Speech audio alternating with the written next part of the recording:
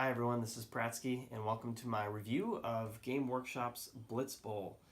This is a fairly new game that has come out, and as you can see, it's about football, but it's about much more than that. It's not just about scoring touchdowns and making field goals. In fact, there's no field goals at all. This is about rousing the crowd and making them just pumped to be there watching this experience going on in this arena where these two teams are duking it out. And this was kind of surprising to me because I'm not even a real big football fan. This wasn't on my radar at all, but something compelled me to pick it up and give it a try. And am I thankful that I did? Well, let's talk about it and we'll find out. So let's talk about what comes in the box. First thing we'll cover is the board. Great thing about this game is it comes with a two-sided board. So on this side, you can see that there are two gates in which the ball can come out. There are two obstacles in the middle. Across the top is the score tracker, the directional guide for where the ball can bounce to if it needs to bounce, and then different slots above the top with which you put your challenge cards. We'll talk about challenge cards in a moment. On the back side, it's essentially the same, but it's just a slightly different configuration. There's only one gate which the ball can come out, and there's four obstacles instead. And I guess the color is a little bit different, but that's about it. So board is great. It's a lot of fun, well designed. It looks really cool, and I think this is wonderful, especially that it came two-sided. It also comes with a good, thick deck of cards, and there's a number of different kinds of cards in here. First thing we'll cover are the player cards. In the game, it comes with two different groups. I don't know, factions, groups, whatever it might be, which are the orcs and the humans. And as you can see here, there are four different types: catcher, thrower, lineman, and blitzer. They have different stats. These are the humans. They can move better than the orcs, but they don't have as good of armor as the orcs. And as you can see, some of them have some special abilities across the bottom. So that's really cool. The orcs are a slightly different setup. They've got a thrower, blitzer, lineman, and black orc blocker. Notice they don't have a catcher. Instead, they've got a blocker. And so their armor values are much better, but they only move 5 instead of 6. And in this case, he can only move 4. And they've got some special abilities as well. It also comes with cards for other different factions. As you can see here, these are the dwarfs. It comes with Elven Union. What are these guys here? Skaven. And then Chaos. So I'm sure you can proxy different minis in here for this kind of stuff. But if you want to get the actual minis, it's kind of interesting how they set this up. I don't know if they'll change it in the future, but you actually have to buy the Blood Bowl teams for this, which come with more characters than you would actually use for Blitz Bowl, but they do work and they're the same miniatures as far as I'm aware. But for this game, I'll only be reviewing the humans and the orcs, which come with it. It also has a number of drills. I think this is 7. Yeah, 7 drill cards. And this is pretty cool, and I appreciate it when games will actually walk you through kind of step by step to help you understand the game and how it works. And that's what these drills do. They give you a little bit of a setup, and they teach you and explain how the different rules and moves and maneuvers and things like that work. So that's a pretty cool kind of tutorial set of cards that it comes with. Then it comes with 2 different types of challenges. So we've got the regular challenge deck, and then we've got an end game challenge deck. The challenges are what go across the top of the board, and there's always 3 challenges active at a time. And on your turn, you get 3 actions, and if on any of your actions you do something that would earn one of these cards, you take the card, and you gain that many points. So theoretically, you could actually win this game by getting points just by challenge cards and never scoring a touchdown, which is kind of interesting, and we'll talk more about that. Also, when you win a card, you get to pick it up. You don't know what's on the back. but this is something that you will keep secret, and it's a one-time use type of bonus. So like on this one here, if I had done this, I would have scored my 2 challenge points. Not challenge points, they're all just points. And I would have gained this diving tackle, which is play this card when making a block action to re-roll the block die. So if you ended up getting a result that you didn't like, you could re-roll it. So that's pretty cool, and it kind of keeps it fresh, because if you're earning these things and you've got a hand of these things, you never really know what your opponent has. It could give them an extra action, could do all sorts of interesting things. So those really kind of add some cool variability to what's going on and keep you on your toes. Then it has the endgame challenges, and this is something that if you choose to use them, you shuffle this up and you choose 6, and they'll go on the bottom of this stack, and it'll be the last 6 challenges that come up at the end of the game, and these are more extreme types of challenges. Some of these are really difficult to get, and some of the things on the back are pretty powerful. You can actually end up turning the board around completely with at least one of these cards. So these have actually been very fun. I think these are kind of what really makes the game exciting, in my opinion. I mean, there's a lot of awesome stuff happening on the board, but these cards are really cool because it may even completely make a decision for you as to, you can get 4 points by knowing that you can complete a couple of these challenges on your turn versus scoring a touchdown, which would only give you 3 points in the game. So again, really interesting cards that they provide here, which makes for some really cool gameplay. It also comes with 4 dice for each side, and there's a D8 for each side, and this is really only ever used for rolling to determine if the ball is bouncing in a direction. 8 directions. It comes with a just kind of standard D6 with the Blitz Bowl logo being the 6 marker, and this is what you would do when you're rolling for your pass checks or your armor checks if you get knocked down. And then it comes with 2 block dice, and these have a number of different unique icons. The skull is a miss. This is a standard tackle. That is, I'm kind of forgetting the names. This is a shove, so you push them back 1 space, and this is a crunch, which will knock them down and subtract their D6 dice roll by 1, making it harder to make their armor check to avoid getting injured. And the reason it comes with 2 is because on a standard block, you would normally roll 1. But if you are being assisted by another one of your team members, you actually throw 2 and pick the result that you want. And there are some cards, too, that allow you to roll 2 instead, and maybe even some abilities on some of the specific characters. It also comes with a number of small little markers. So it comes with 3 yellow footballs, 3 red footballs. 2 of these have little knobs on them for sticking into the bases of some of the characters, but as I've found, they don't stick in all that great. You know what? That one sticks in fantastic. So I guess it varies just a little bit.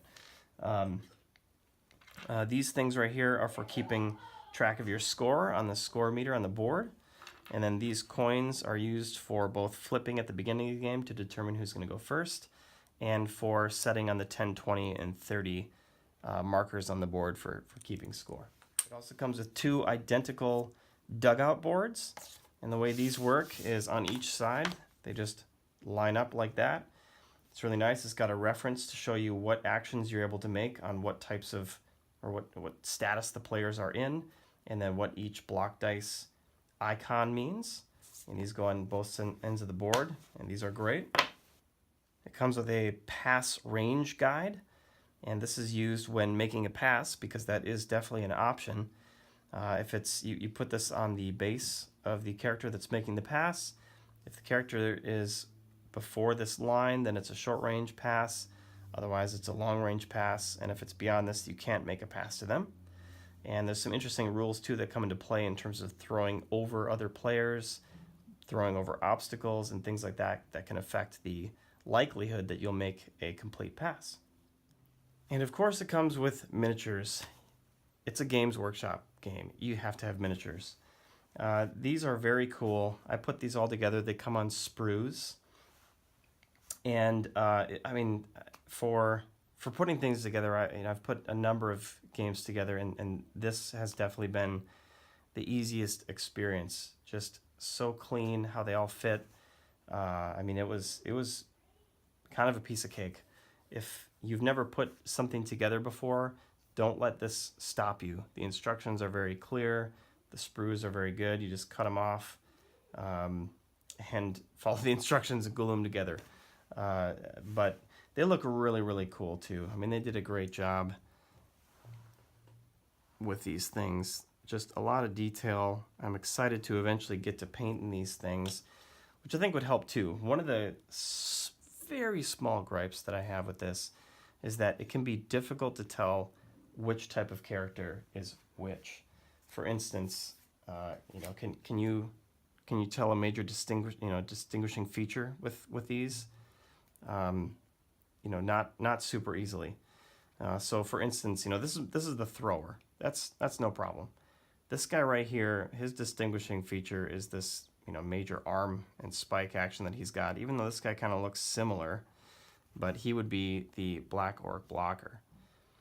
Then this guy right here, best thing I've used to determine is how far he's leaning forward, and then he's got this tuft of hair on top, and he would be the blitzer.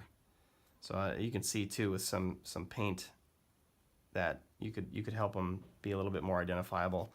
And then these three right here are the linemen. Humans are a little bit easier to tell, except for these four here. Main difference, these three are the linemen, and this guy is leaning forward a little bit more, and he also has an open hand instead of spikes on every hand. And he is going to be the blitzer. So other than that, it's really not that bad. Just pay close attention. But they can be a little bit hard to distinguish until you get some paint on them or put something on their base to much more clearly mark who is who. And last but not at all least is the rule book. They really did a good job with this, I must say. They have a lot of great pictures and diagrams.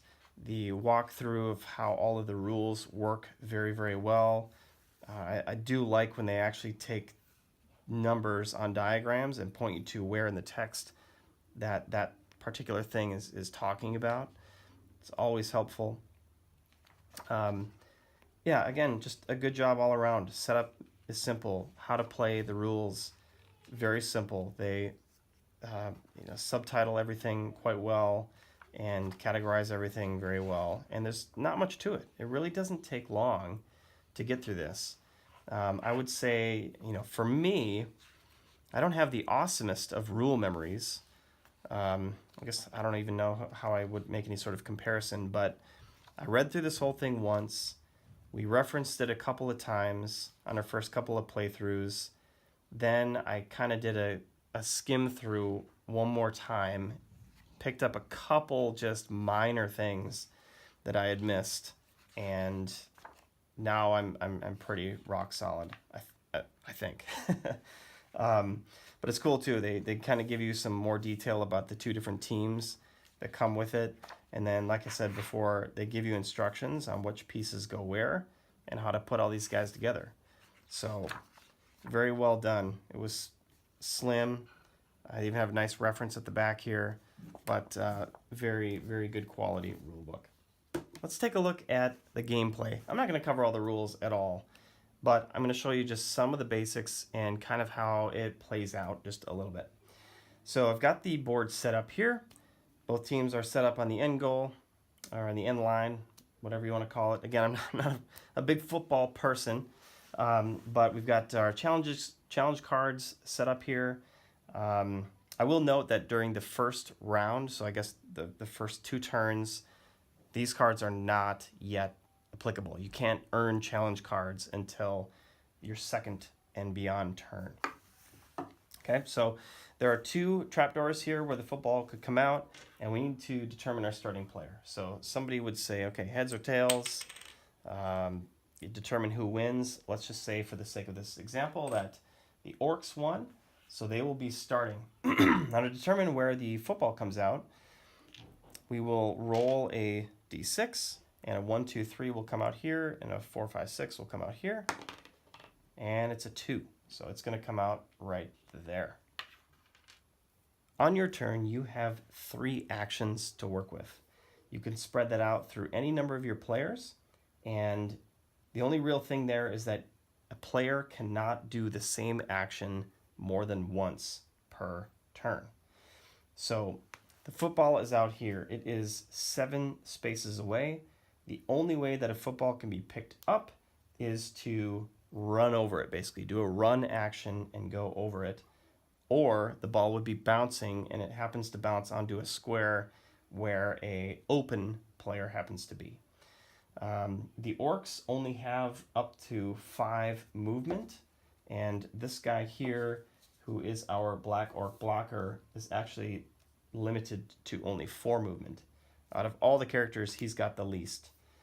So let's go ahead and do our 3 actions. So I'm going to take this guy here. We'll move him up 5. 1, 2, 3, 4, 5. I'm going to move him 5. You can move both orthogonally and diagonally.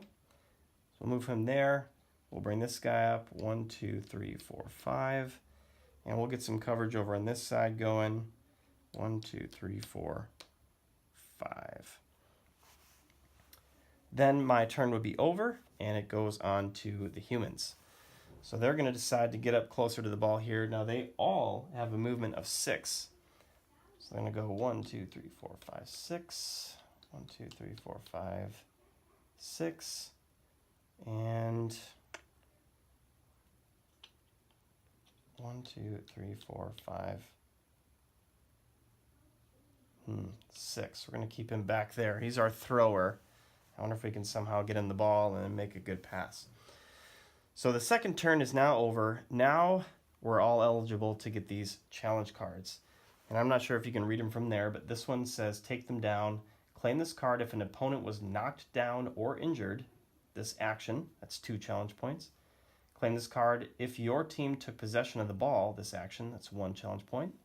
And free up the ball. Claim this card if an opponent was carrying the ball at the start of this action and is now not carrying the ball. So I'm not going to be eligible for that one because the opponent doesn't have the ball, but it could be possible that I could get either of these. So now what's interesting about the movement in this game is that you can't, if you're doing a run action, you cannot run next to, like adjacent to any other opponent. In order to get up into your opponent's space and get adjacent to them, you have to do a specific action called a mark. So that also means then, since I can only pick up the ball when I'm doing a run action, that I cannot pick this ball up right now. I do have an option of marking this player, which a mark allows you to move 1 to 2 spaces to get into an adjacent space of an opponent. So whether or not I want to do that, I'm not sure, because if I try to mark this guy right here, this ball could bounce. And it's possible that it could bounce this way and then even bounce this way and get to him, and then he would have possession of the ball. So I don't know if I want to do that. So in that case, I think what I might try doing is, let's see if I can do some sort of tackle or maybe knock somebody down. So this guy right here is my blitzer, and he does have a special ability of whenever this player makes a block action, their coach can choose to re-roll the block dice. So I'm going to mark. So I'm going to do 1, 2. So now I've got this guy marked, and actually technically this guy is marked. If you're ever adjacent to any character at all, you are marked, which, as you can see here, marked players can only block or sidestep, so they're not able to run. So this is good. I've got these 2 guys marked here. So that was 1 action. As my second action, I'm going to block this guy. So I would take one of the block die, give it a roll. Okay, that skull right there means a miss. Fortunately, he has that special ability of being able to re-roll. So we will do that. Aha. So we've got what's called a crunch. This is possibly the best option that you could get. In some situations, a shove can be really good too. But what this means is that he's knocked down, and he now has to do an armor check to see if he is injured. And as you can see on the card here, he's got an armor check of 4+. So we're going to roll a d6 for him. And he needs a 4. Actually, since it's a crunch, it's going to subtract 1 from the value of this.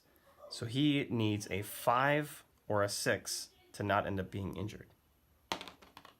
He actually got a 6. So he's now safe. So he's considered prone. So he's knocked down. But he does not count for being like adjacent to a player. I'm marked by this guy, so I'm still kind of limited with that, but I could run by him and not be considered adjacent. But he's down, and this guy cannot do another block action. So what I think I might do, well, that was 2 actions.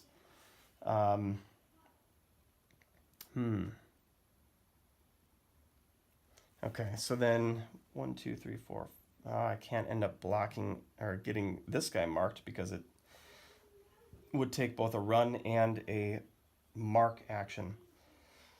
So I think I'll just move him up into the fray and get him a little bit closer though. So we'll do a run. 1, 2, 3, 4. And you know what? We'll keep him right there. Okay. You know what? I missed something. I did knock a guy down on that first or on that second action. So I would claim this challenge card.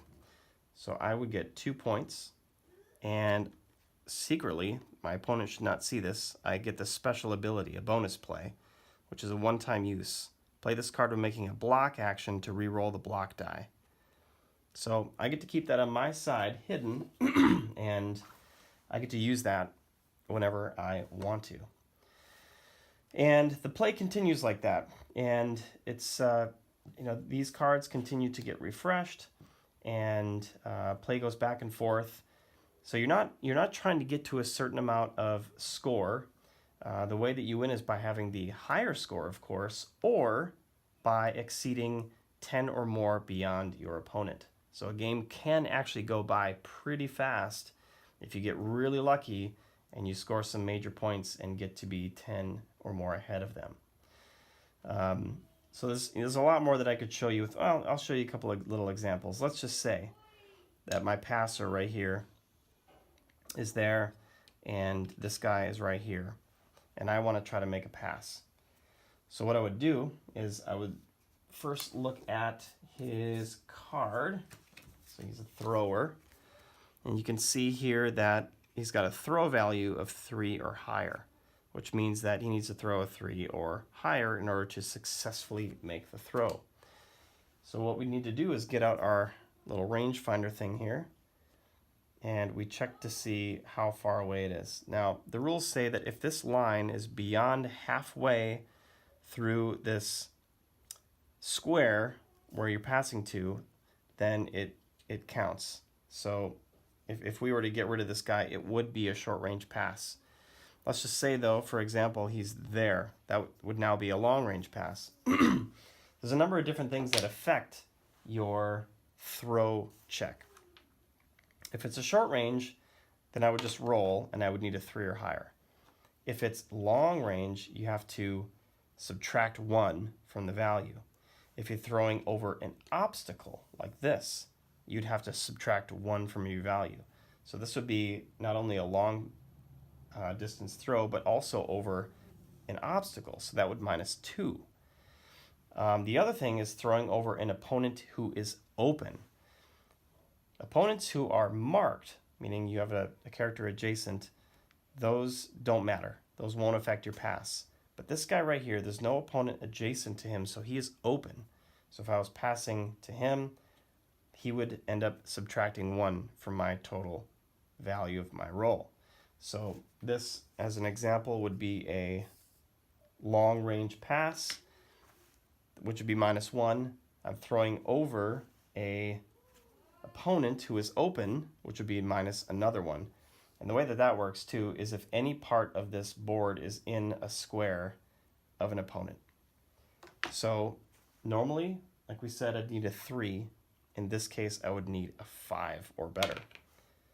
I ended up getting a 6. So that would have been a successful pass to this guy, and he would then have possession of the ball. If I roll a 1, that is a fumble on the pass. And I would then roll a d8, look at the directional meter there, and I would have fumbled the ball to this space here. If I rolled a 2, 3, or a 4, which in this case would have been a miss, then the pass is considered to have gone to that square, but I missed the catch.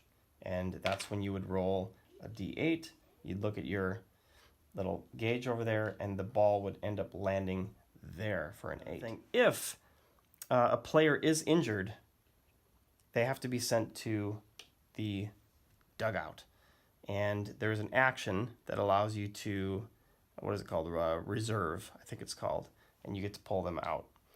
So numerous players can be sent to the dugout.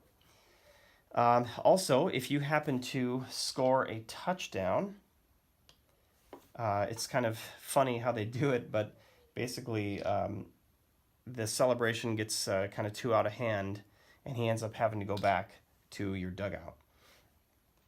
Then the ball on the next person's turn would spawn. And again, you would roll a d6 to determine which one it comes out. So 1, 2, 3, 4, 5, 6, it would come out of here. And then every time it comes out besides the first one, it's going to bounce out of that gate. And you'd roll a d8 to figure out which direction it would go. So that one would go there. There's also kind of an interesting rule that if you happen to be standing on one of these and it ends up spawning a football, the football comes out of there, you get injured and you get sent back to the dugout. So there's a lot going on, but ultimately, once you just sort of understand what the rules are, it flows quite nicely, and it is a lot of fun. And that is Blitz Bowl. Now, this game was quite a surprise to me, if I'm being honest, which I always am. But I really enjoy this game. I think that the rules and how it's all set up can be totally accessible to somebody, even who doesn't know much about football or even cares much about football. It really is just a fun experience, a tactical experience, where you're trying to figure out how to position your guys and maybe try to score a touchdown, but also try to get those challenge points.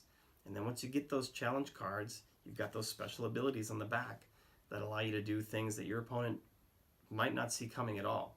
You could get another action, to have a fourth action. You could do all sorts of things that, like you can take somebody who's knocked down on the board and actually injure them and send them back to the dugout. I mean, there's a lot of really interesting stuff that comes out of this, and no game that we've played so far has felt the same. It has been really fun. On top of that, it comes with all those other cards for those different teams, and I'm really kind of curious now. Would that be a fun experience, and would it be different enough, and would it be enough value to buy those Blood Bowl teams and get those figures for those other cards? I don't know. They are a little on the pricey side. I think they're, what were they? Maybe $45, $35, somewhere around there. We'll just have to see. This also might be a gateway into Blood Bowl. Blood Bowl's kind of the original game that Games Workshop has made with all these different characters. This is really just a slimmed down version of that game. It takes less time, it's easier, rules are much easier from what I've been told. I haven't played Blood Bowl, but now this has definitely piqued my interest to potentially check that out. So, yeah, this is definitely a hit, and this one is going to stick around for a while. We're really enjoying it. My son, last night we were playing around. He's 11, and he totally beat me fair and square in this game, for sure. I think he was 6 or 7 points ahead by the end of the game, and I mean, it was a lot of fun. So overall, I mean, this is a definite recommendation. One thing of note is that you definitely can't just buy this game, open it up, and unpack it, and then play. Unless you want to, of course, substitute something else for these figures. Because it's going to take you a little while to cut all the pieces off the sprues and glue everything together and get them looking all good like this. So definitely plan for, an hour or two of having to do that. Maybe a little bit longer if you haven't put together models. But don't let that deter you. If the concept of this game looks good and exciting to you, I would definitely just recommend picking it up and getting through that and doing it. So let's go over just some pros and cons. We'll start with cons. So I don't really know if I even have many cons. The worst thing that I've experienced in this game is just having a difficult time telling who is who on the teams, because it can be a little bit difficult, especially when looking at their backsides, who is what. The thrower is simple. He's got a ball. It looks like he's about to throw it. But these other guys, I mean, they can be tough to tell. I think it'll really help if I can get some paint on there. I think I've seen some people actually label the bases. That would definitely make it much more clear. That's my only con. Now, maybe having to put these together. I happen to like it, but for some people it could be a con. It's not a con for me, but it could be a con for you. As far as the pros, quality of everything is great. Dice are great. Pieces are great. The board, double-sided, that's great. The cards are a ton of fun. The artwork on the cards are good. The variety of what can happen with the challenges and the things on the back is great. I think it's great that they came with a number of other teams and their cards. So even if you wanted to just proxy things in, no problem. I love that it came with the drill cards that teach you the game step by step if you are having a hard time at all picking up on some of the rules. That is great. I mean, it's overall just a lot of fun. Good for a little bit older kids. So like I said, my 11-year-old definitely understands it. I could definitely see maybe once you start getting below 10, maybe it would be a little bit difficult for them to kind of really strategize. But for 11, I guess I do have a playthrough that I did with my son just from the other night, and there was one time where he had an opportunity to score a touchdown, and he just wasn't seeing it. And I gave him the hint, and he was kind of finally able to see it. So there's just certain things like that that can maybe be harder to think ahead and think about everything. But overall, I think he gets it pretty good. So big win for me. Great game. That's Blitz Bowl by Games Workshop. So looks like this. Also, if you want this game, I think that the only way to get this, and this is a little odd to me, is that you got to get it from Barnes & Noble. I think they've got some sort of exclusive contract for some period of time where that's the only place that it's being distributed. Why they chose to do that, I'm not quite sure, but fortunately there's a Barnes & Noble that's maybe 5 miles away from my house, so not a big deal for me, but that is a little bit odd. I'm not even sure that any of the local-friendly game stores could even get it in stock, so kind of an odd one. But besides that, it is a phenomenal game. I love it. Now with that, I'm going to add in a little segment at the end here. I'm going to pull in my son, and we're going to get his take on the game, get some of his thoughts. And so for any of you that have kids who might be interested in playing this game, well, maybe this will help you out a little bit. So I'll be right back with him. Okay, so I'm joined by my son, Manny Prattski. And he's the one that I've been playing this game with. We've been having a blast. And I wanted to bring him in here to kind of give his thoughts from his perspective as an 11-year-old on this game. So, what do you think about this game? I think it's a good game. Yeah? It's definitely fun. I like the aspect of like the football trying to hurt each other. Yeah. Type thing. It's cool. I like the mechanics of it, though I wish there was a few more that maybe featured in Blood Bowl. Like maybe sliding or diving or jumping over or something. I don't know. Okay, so that is really interesting that you want even more to this, because I would not have thought that you want more mechanics to it, just because they're, it's still not cake. It's not super easy to understand everything. Like there was that one time in our game last night when you didn't see that ability to score a touchdown there. Yeah. And the more mechanics that you start stacking on top of that, the harder it is to see a lot of those moves. So, do you feel like this game is kind of then more limiting than you want, or no, not at all. Okay. I think it has enough in it. It would just be interesting if you added those extra components. Okay. Yeah, so we both are aware of Blood Bowl. We've seen all of the different boards and teams and cool stuff at the game store, and it's a bigger board. There's more things to do, and that definitely does seem exciting.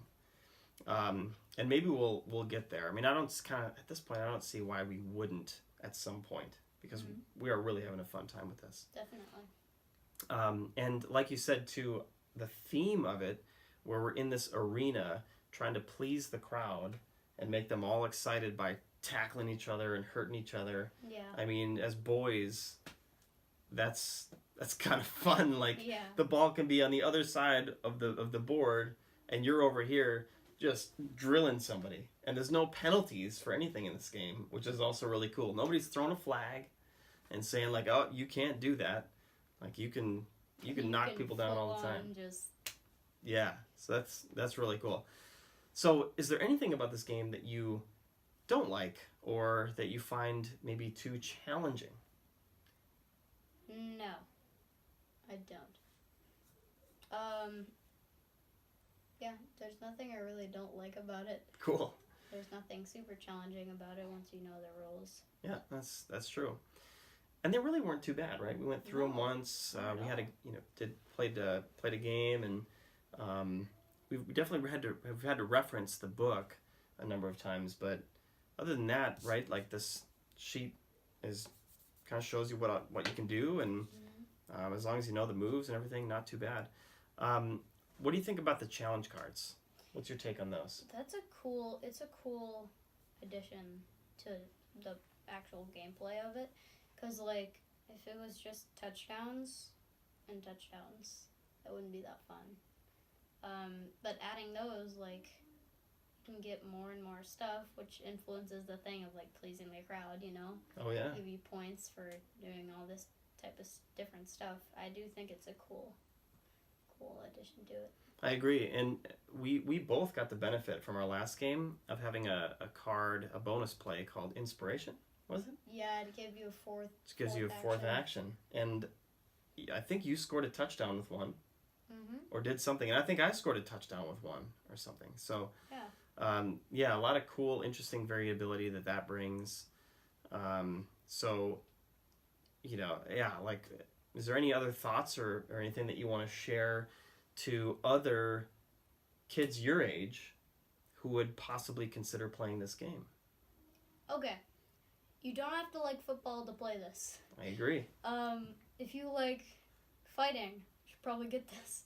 If you like sports in general, you should probably get this. It's a great game. There's a lot more than football in it. Yeah. I definitely think it's a recommendation. If you're not looking for a super challenging game like Blood Bowl, isn't it a little cheaper? This? Yeah. Yes. Okay. And not as many miniatures to paint. That is true. Okay, well, thanks for joining me here and giving your thoughts. I appreciate it. Well, there you have it. There's our Blitz Bowl review. Nothing but good things to say about this. We're having a blast, and I know we're going to continue having a blast, and it's definitely going to be seeing the table for quite a while. So go out and get it if you can. Thanks for watching.